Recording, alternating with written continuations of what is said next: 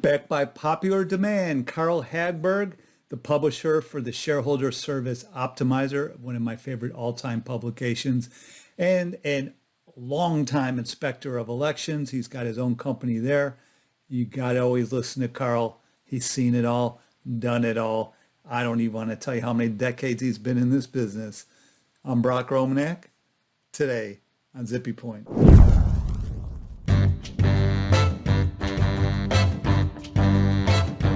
So Carl, proxy fights. My first experience with proxy fights was when I came out of law school and worked at the SEC, and I got assigned a proxy fight. And you don't know anything about anything. You start right out of law school and in your first job. And I quickly learned what a proxy fight was because I got very sick. And every time, I think it was only in the 2-year period at the SEC, I worked on 3 proxy fights, and each time I got a bad cold or something. And that's from working in the government on these things. You know, I could tell the people working on the outside, it's a very stressful thing. So what are the top things people need to know about proxy fights? Well, I'll tell you those top things in a second, but I will say, I'll use my last line first just to follow up on what you said. The proxy fights are really a life-changing experience for the people who are in this fight. It's a 24/7 thing from the moment the hostilities break out until maybe weeks after the meeting is over, and it's an all-consuming thing. The good part is it builds character. So that's that. So here are the 5 things that people need to know about proxy fights. You absolutely need to know this, and you usually don't find out until you're like halfway through the fight. And then you go, oh my God, if only I had known that. So the first thing is very simple. They call them fights for a reason. They are fights. And so when people come to you and want to replace some of your board, or want to force you into a merger, or to force you to do something you don't want to do, they take off the gloves. All is fair in love and war and proxy fights, okay? And so your lawyers, your proxy solicitors, you're going to do everything you can do. And sometimes things that maybe are questionable. Some people do some questionable things too and get away with it. But these are fights, okay? And you must take that seriously going in, okay? The second thing, it's related, and so many people do this. I'd say 80% of all people do this. Never, ever, ever underestimate your opponents, okay? People think, oh, it's just a ragtag unhappy people, malcontented people. We have 30% of the shares controlled by our owners and long-term holders. Don't ever, ever do this. Proxy fights cost a lot of money. They take a lot of time. People do not, well, so there are a few crazy people in this world, but most people who launch proxy fights, they believe they have a path to victory. And they have a path, and if they can stay on the path and stay focused, maybe they can. Indeed, they believe they can knock you out, or they wouldn't be wasting their time with a proxy fight. So never do this. The next thing is, and it's also related, never count on your long-term holders as if, well, they've been holding me. A few years ago, chairman of a bank a smallish bank in Virginia called me himself, and he said, we seem to have a proxy fight brewing here. And he said, I'm not terribly worried. He said, we have 3 generations of investors. And this bank was probably the 4th most solvent and successful bank in Virginia on almost any measure. It was a small bank, but when you looked at all their ratios and all the things they were doing, they were really a wonderfully sound and successful bank, but they were small. And I said to him, I said, I need to tell you something. I said, I know you're proud of this 3rd generation crowd. I said, but these are the grandchildren of your original investors, and they look at things in a different way than people of your generation and their parents do. And he kind of stopped in his tracks, but still didn't believe me. And in the end, guess what? The grandchildren of one of his best friends, lifelong friends, went to the nursing home and got grandma to sign the proxy that kicked him out. And the next morning he was packing up his office after 50 years in banking. So as I say, never underestimate your opponents and never assume that you have a lot of votes in the bag.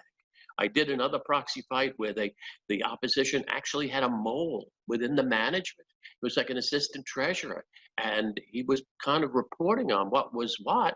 And the next day after the proxy fight, he called me. This is how I found out he was a mole. He said, "What happened to Mr. Jones's proxy?" I said, "Mr. Jones?" I said, "We didn't get any proxy."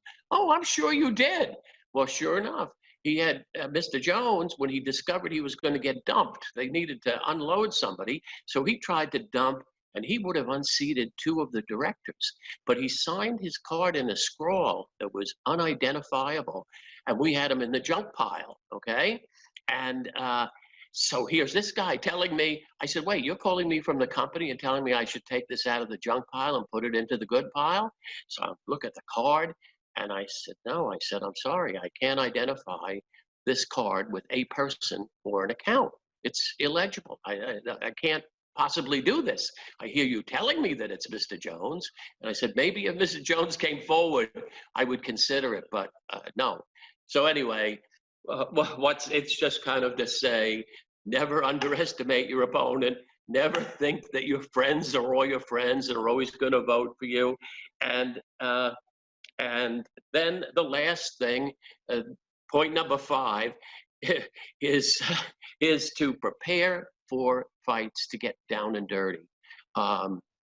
Often they devolve into ad hominem attacks on the opposition or on the chairman or his staff. Many times these things are totally made up too. And so they get down and dirty very quickly. And in many cases, and that's when you have to decide, and you constantly have to be on guard and maybe to change your position as things go. Usually the best bet when this happens is to stay above the fray, to be, people don't like dirty elections and mudslinging as a rule. And so for a while, it works with the people who stay on the higher ground. But if they can dredge up enough mud and sling it at you, maybe you need to be dredging up mud to sling back. And so you do have to kind of be prepared for that reality, And so yeah, I should mention, I mean, so what the SEC staff, their role in this thing is, a solicitation material gets filed with them before it gets used, and the staff looks at it. They're a neutral referee, but they have to review it to make sure it's not misleading. Yeah. And like you said, a lot of people are sometimes pushing the envelope, or I should say a lot of times, but sometimes people are pushing it. A lot of times. And guess what? Then the First Amendment kicks in, though. So SEC be damned, because if I want to dig up, and we'll get to this in a minute, people do, proxy fighters, they'll do a lot of opposition research, okay? And they will dig very, very deeply into the background of the management and the board of directors. And they can, and many times they can find some really dynamite stuff.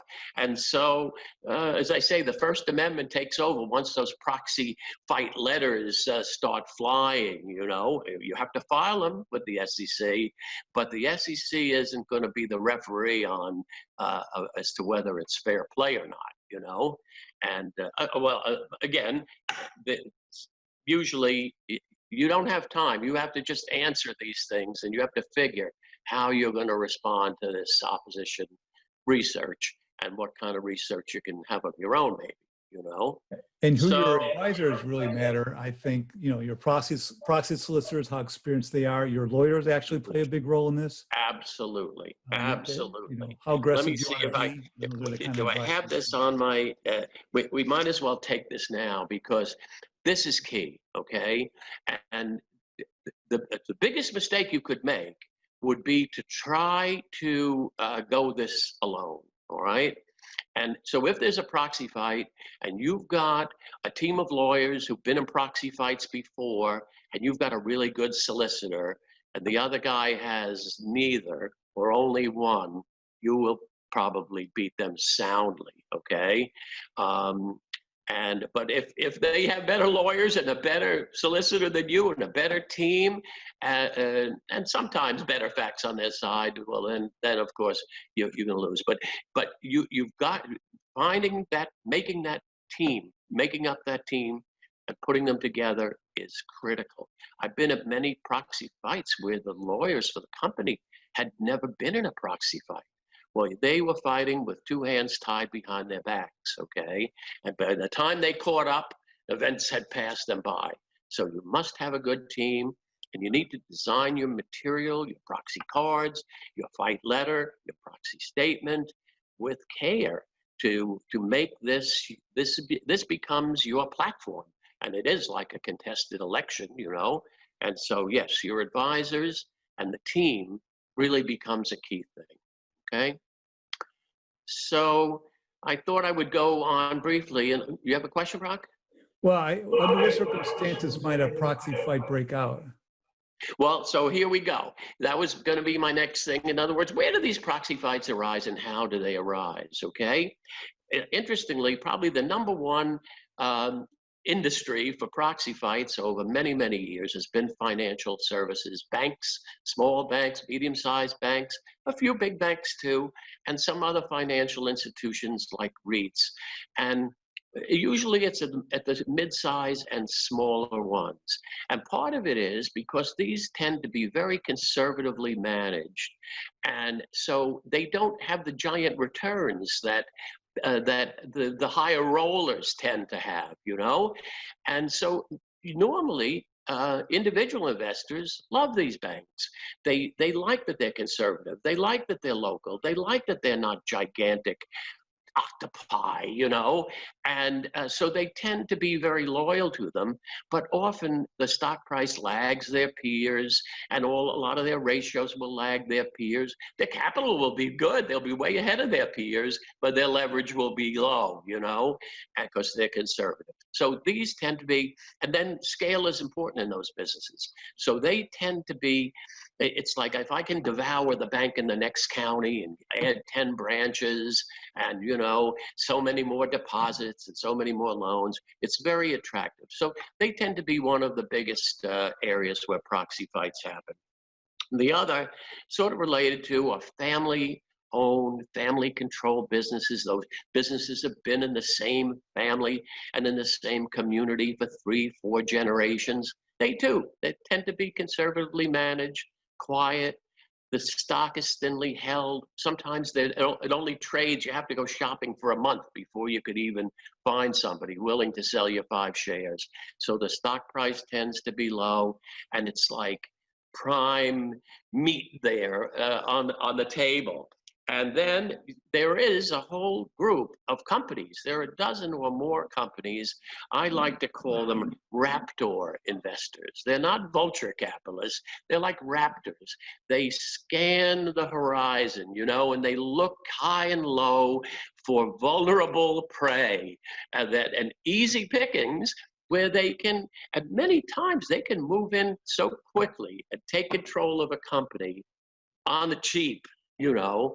And these are the guys who are the experts in opposition research. They look, and you know, you use artificial intelligence to scan the universe and look for people who are in the bottom quartile or in let's say in the bottom 50%.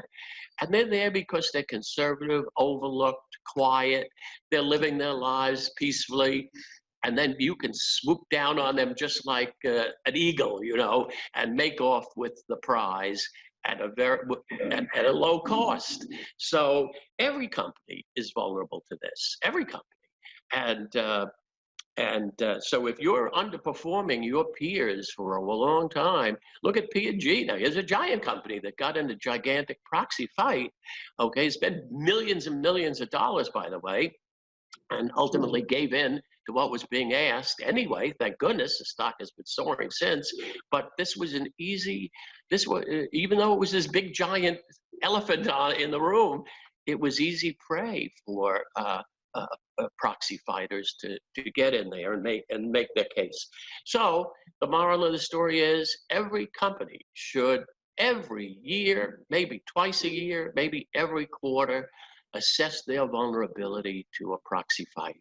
And if you're not in the top quartile or even in the top 15%, you are vulnerable for somebody to say, man, I could take that company over and run it and do it cheaply, quickly and cheaply, okay?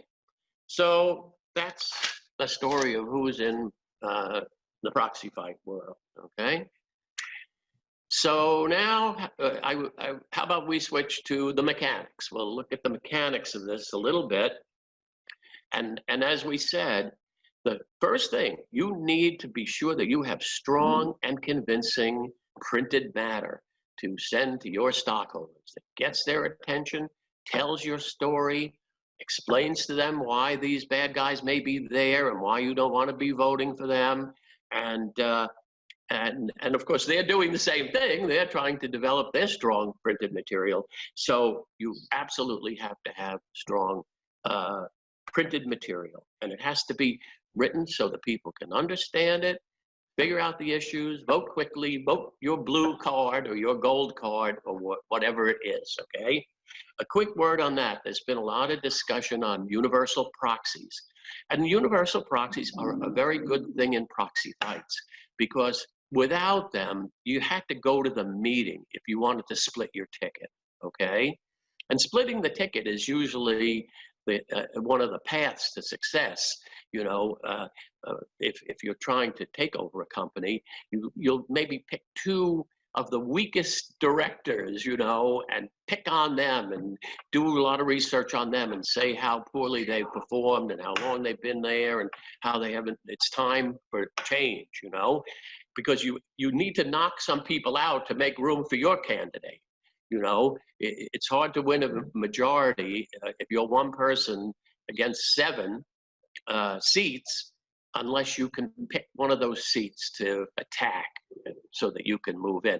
But the universal Let me just explain real quick what a universal proxy is for those out there. So normally management will have a white card, and then the dissidents, the insurgents, will have a different color card. Green, right, the gold card. But universal proxy allows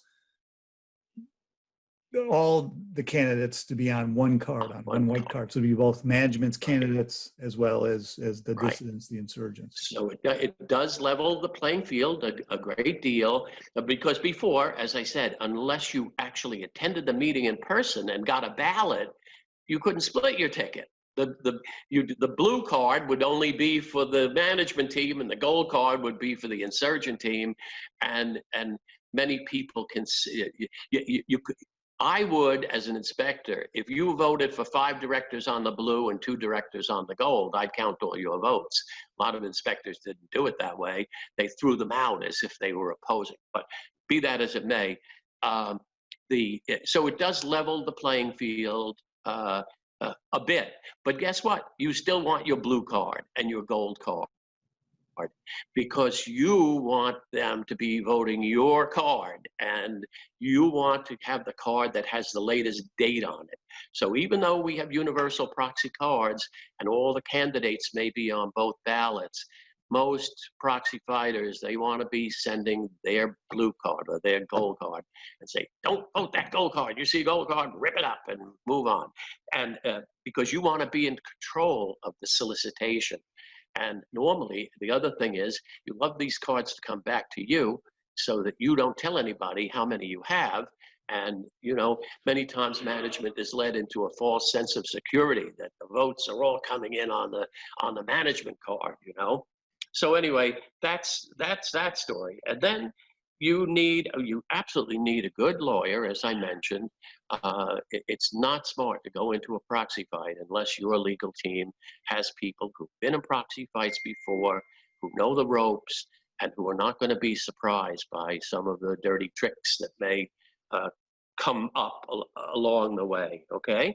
And then guess what? You need to have a really expert inspector of election, although it's actually a funny thing. Many companies, they look for an inspector of election who isn't too good, somebody they could bully and, you know, and convince, because normally it's the company itself that hires the inspector, but the inspector should be acceptable to both sides. If somebody really didn't like a someone or felt they weren't qualified or whatever, they would be you'd have to listen to them if they said no, that inspector isn't really acceptable to me.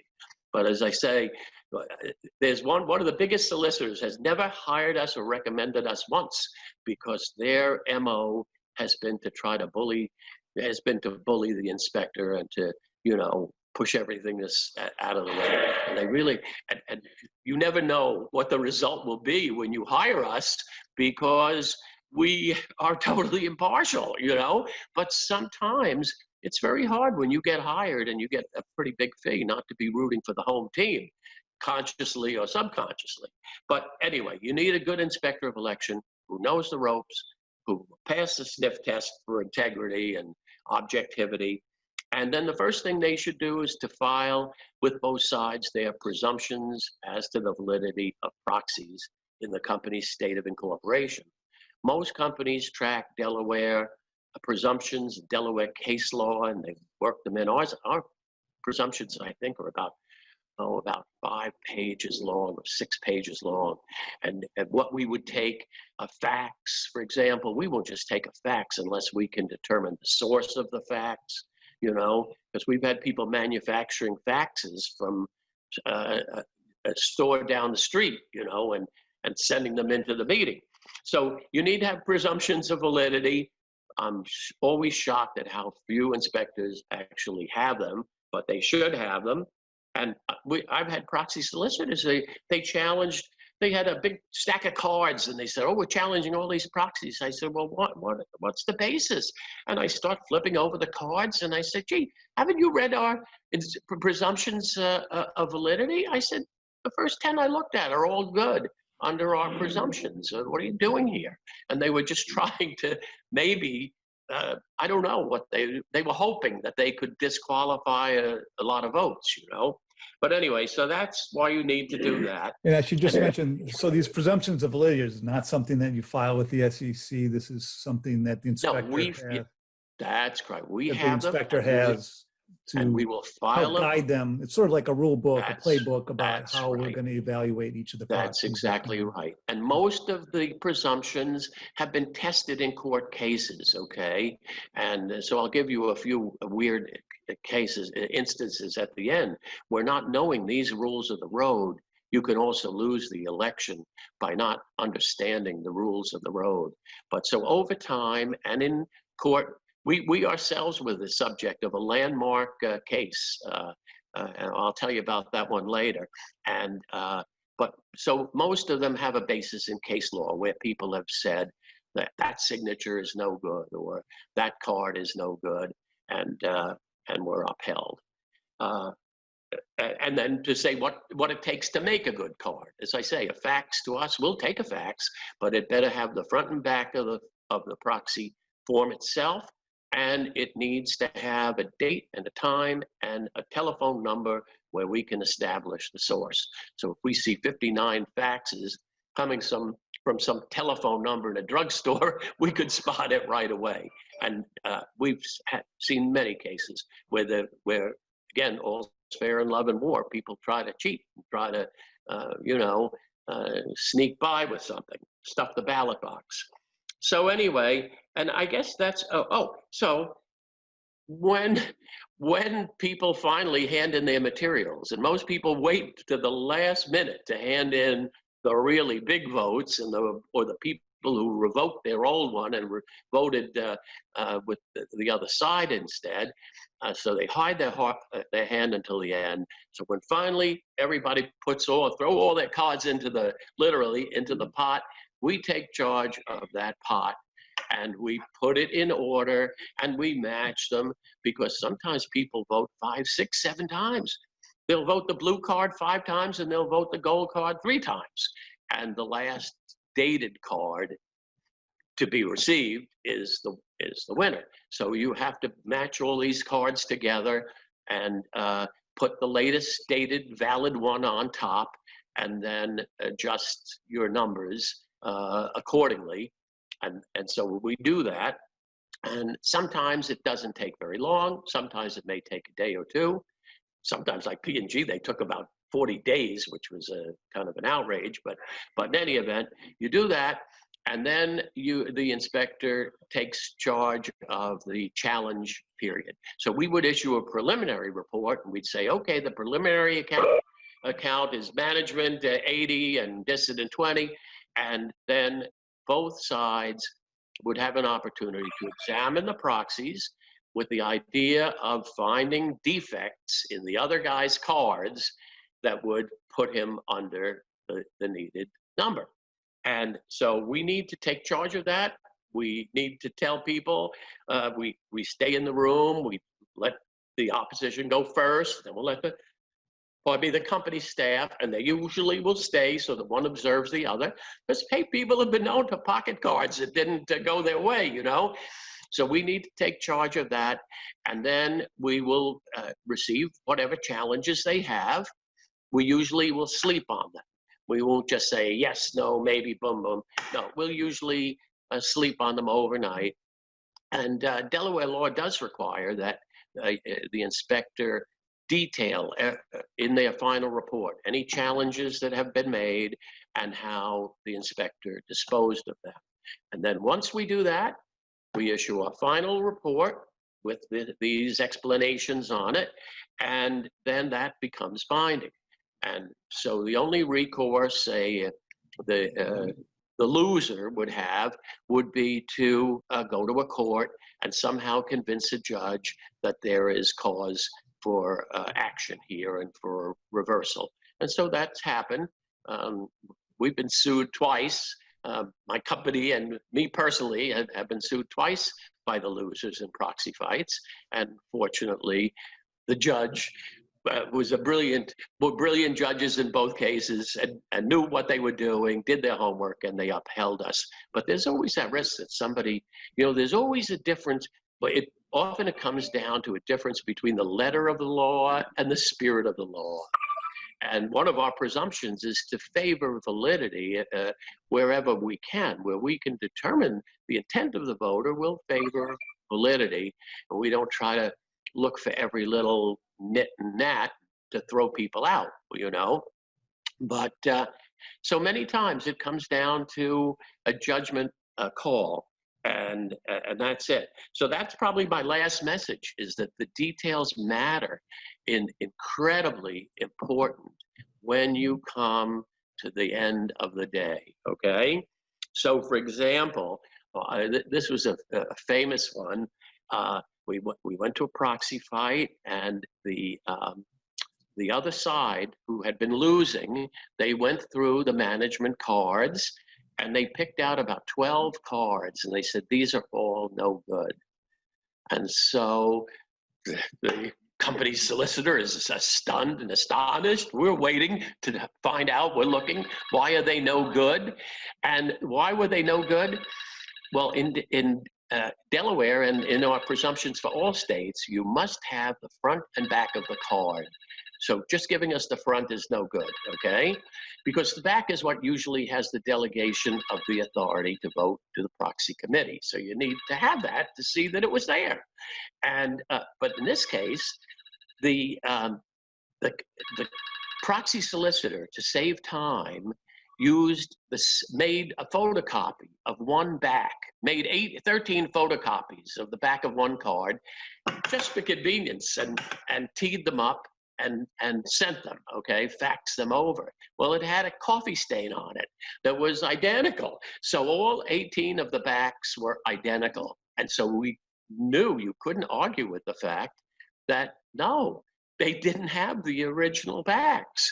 And we didn't see them, and they were nowhere in view. And so we had to throw them out, and it actually flipped the election. And then we had another case. This was a case where we got sued. Well, the first case we got sued was where there was the mole, where, the guy had slipped this last minute thing into the deck.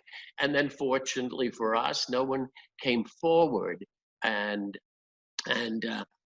to claim it and say, yes, oh yeah, that was me. We knew who it was, but because, the mole told us, but he didn't come forward to say it was his signature. And honestly, even if he did, we probably would not have taken it because the paperwork wasn't right. The polls were closed. Don't tell me 5 days later that you know, didn't sign your name legibly. It's too late. The dealings are done. So we won on that. We were upheld on that case. And then the other one was where this was also incredible. The at every meeting of shareholders, the holders of proxies need to execute a ballot in order to effectively cast their vote. Okay, so here we have a proxy fight, and the company, they knew what they had to do, and their proxy solicitor handed my buddy their ballot of the appointed proxies. And so Ray said to the other side, he said, I don't seem to have gotten one from you. Thinking, oh, maybe she just forgot, or it's in her paperwork somewhere, you know, and never thinking that she didn't have one. And she said, we don't need that. Well, the solicitor, of course, from the other side, overheard this thing, immediately challenged the election. And we, after a half hour of huddling, we said, yes, you haven't voted your proxies. The polls were closed, and you never cast your vote. So the guy was winning about 60-40, but because he never cast his votes, he ended up losing. And then he ended up suing us all, and it lasted a long, long time. And it was in the state of Washington, where we didn't think there was a lot of history of, you know, proxy fight cases, but there were quite a few. And fortunately, we were upheld there too. But there was an example where the guy had the election. It was a runaway, but because he didn't do his paperwork correctly, boop, adios, all that money and time down the drain. So details count, okay? And so that is that. Now let me see if there's anything else. I don't think so. I don't think so, unless it's something you want to ask me. That wasn't great. I always love this horror stories. Getting sued, nothing worse than getting sued. It lasts forever. You're right. Yeah, it's a scary thing. It's so, and it's like the whole thing. It's like when they say, do not do this at home, you know, you shouldn't do any meeting without having an inspector of election who knows what the heck they're doing, but don't do this, okay? You'll live to regret it. So that's the story. And then, as I said at the very beginning, proxy fights, they're a life-changing experience. Yeah, and I probably had about 4 cases where I worked with the same CEO more than once. He took his life experience and he went to another bank or another small company and ended up in yet another proxy fight. And a lot of those people retired right after that. It's like, that's enough of that fun, you know? So that's it. Thank you very much, Carl.